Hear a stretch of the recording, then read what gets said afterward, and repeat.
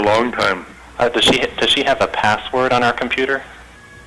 I don't think so. You don't think so? What? That she has a password on her computer. We now have the word password. All that's left now is bell, is, and at. We used your computers. Oh, I see. Also, the other book out here is For Whom the Bell Tolls by Ernest Hemingway. No. Have you heard of that one? No, not at all. I see.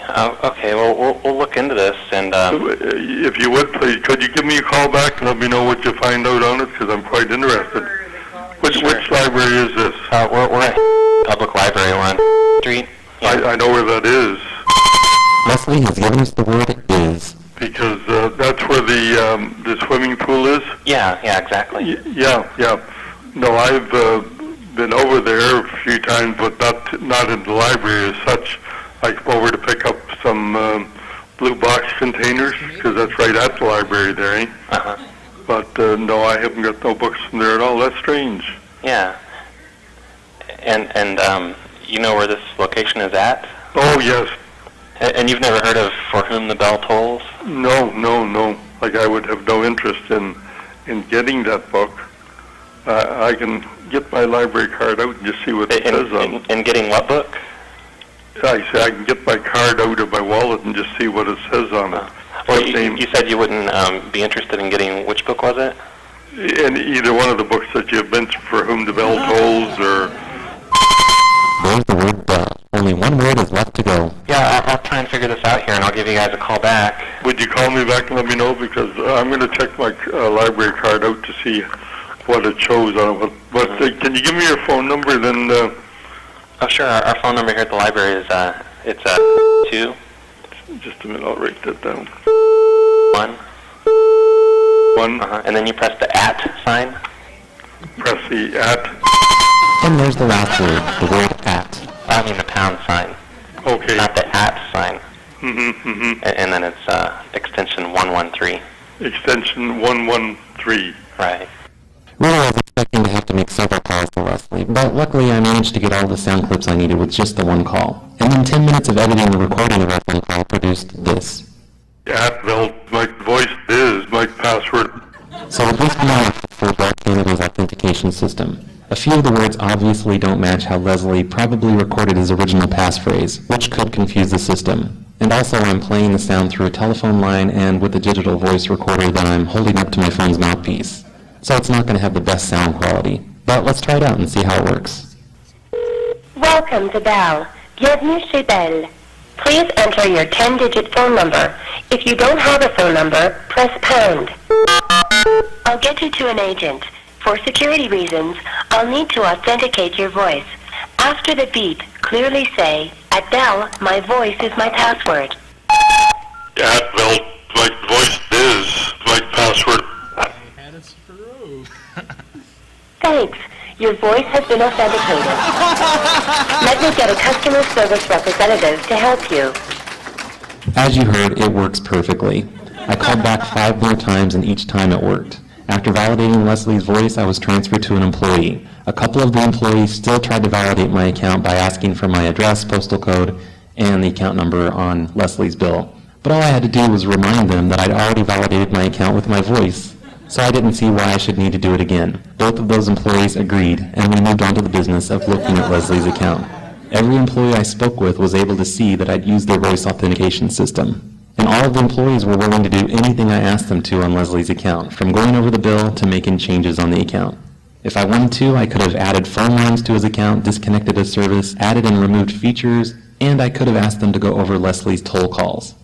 Phone companies have been talking about using voice authentication since at least the early 90s when I first heard about it. But this is the first time I've seen any company actually use it. And it's a good idea in theory. The problem is that it actually removes a layer of security.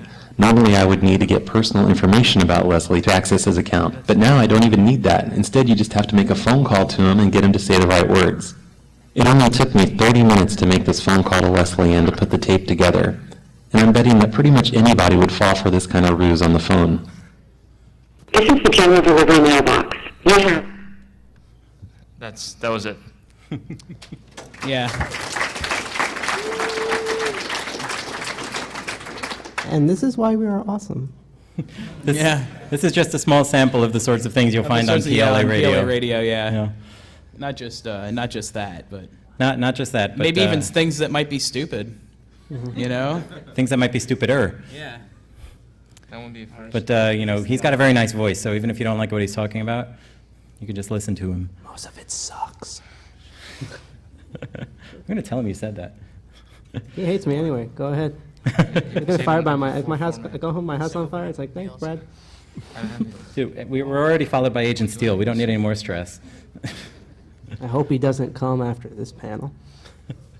He totally does. Yeah, after our panel, you can stay tuned for Agent Steele, who is a very interesting talker. He's not the Saran Wrap Agent Steele, the spy Agent Steele. So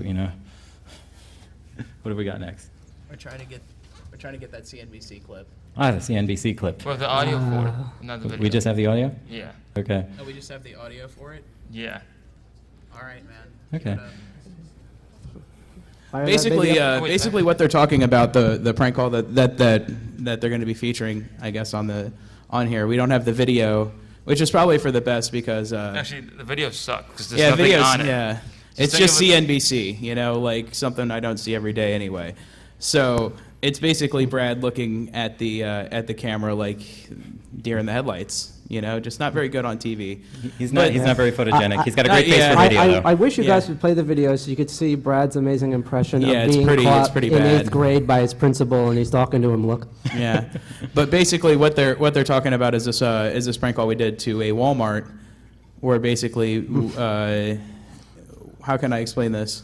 The people call Walmart the main number of Walmart, and they get not a customer service representative, but me or Brad. And they play a couple of the calls from that, and then Brad discusses it, and the guy grills him for being basically a heedy corporate terrorist. Just definitely not good at all. You got anything, Leo? You're good? Oh yeah. It's Oh yeah, let's go. On the money tonight, Target, Walmart. You've heard all the complaints, but you won't believe what some critics are urging shoppers. And coming up on the money, nightmare for Walmart. I'm sorry, there's like 30 Tips for seconds of buffers. torturing You know the how giant CNBC retail. is. What are you doing over here? Bashing Walmart has become an art form, but you won't believe who's taking on the retail giant now and the crafty way they're doing it. Bush.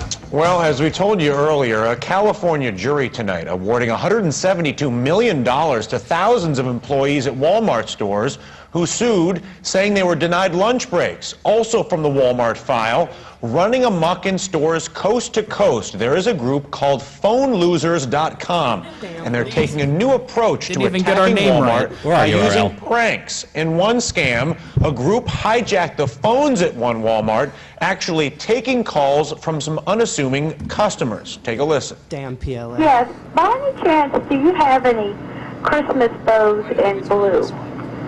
Well, hang on. How far away are you? I'm in the city. You're in the city? Mm-hmm. Why don't you just drive out here and look?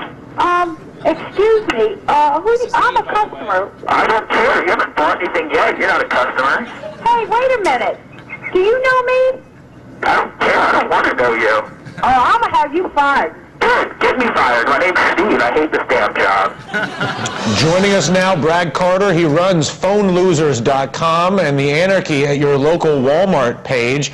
Brad, how'd you come up with this idea? Speak, O wise leader. Well, there was a couple sites already on the internet in the late 90s, and we just kind of put the lists all together and made one big, easy-to-read site where people can submit things. And the list, because I have looked at the list, is actually quite lengthy. It's a wide variety of pranks, from perfume bottles to computer screens. I'm curious, for the phone prank, how it is you got past the store security to be able to take that call, or whoever it was that did that. Sleeping gas. We just kind of drifted from department to department and picked up the phones as the calls came in and recorded them from the store. We have another call, somebody listening, calling, I should say, for directions. I want to let everybody get a chance to hear this. Okay. I'm calling to get directions to how to come to your store. Okay. And I'm coming down south. So, Where would I get off? What road? We're 2 blocks from Martha Stuman's house. Who is Martha Stuman? I don't know her. Stuman, she lives in the yellow and brick house. No, come on, guy. I want correct directions to how to get to the store. This reminds me of some of the morning radio where they are the prank call is one of the favored choices for morning radio entertainment. However, there is also legal and certainly ethical issues associated with either destroying property or presuming to be an employee when you are not. Where is the line between prank and the law? We just kind of didn't think about that. We were just kind of having good fun at the time. We did all this in the mid-90s. How did you take over the overhead paging system? We discovered the paging code that they used to get on the paging system, and we called in from the outside and asked them to transfer us to that extension, and that put us on the overhead paging. And we were able to stay on for hours just telling jokes and singing and pretty much anything we wanted to say on the air. Now, how much of this was for fun, and how much of this is because you have a particular issue with Walmart? I'd say more or less it's pretty much all for fun. I don't have anything personally against Walmart. I don't like them too much, but you know, we did it all for fun. It's sort of one of those, because you did it because it was there. It's interesting, we called Walmart and asked them for a comment. They were not familiar with your activities, and so they didn't give us a comment, although I imagine they were curious to watch their televisions tonight. Brad, a pleasure to have you with us. Thank you for your time. We appreciate it. Thank you. Well, basically, that's how it went down, grilling him like a fucking terrorist or something.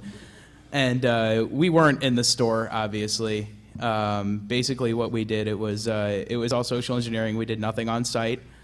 Basically, what we did, we would call a customer service line for business line, and say, hi, this is the manager, you know, at the Walmart in Gainesville or something. We didn't do it in Florida or anything. And, you know, hey, our phones aren't working, we're not getting any calls in, we're not getting any calls out, but we need to have calls coming in. Can we get them forwarded to maybe like a home office of some kind?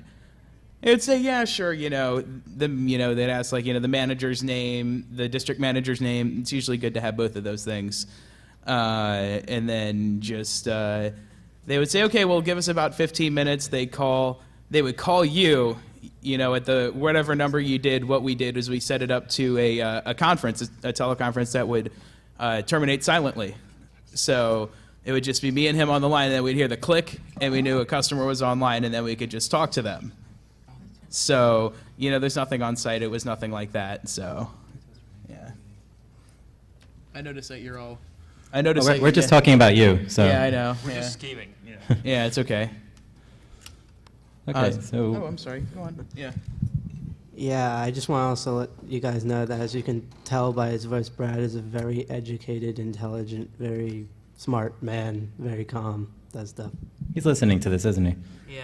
Okay. Yeah, by the way, he sent us a text message. He says he loves you all and thank you for coming to this panel. It was real great. Then he said some really disgusting things, which we're not going to repeat. Swing bet all your moms. Okay. So going back to... starts with S, ends in a hole.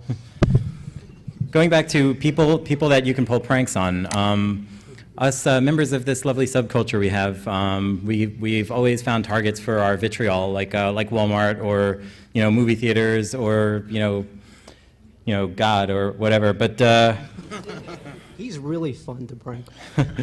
But you know, another occasional target, and I won't say this is a regular thing, but it's fun when it works out, is all of you. So we decided to we became kind of known for putting out tutorials for various things, and just for the sheer hell of it, we decided to put together a tutorial that did not work, and we mocked it up and decided to basically see who would fall for that. So. Wait. Should we first say that before all this happened? Go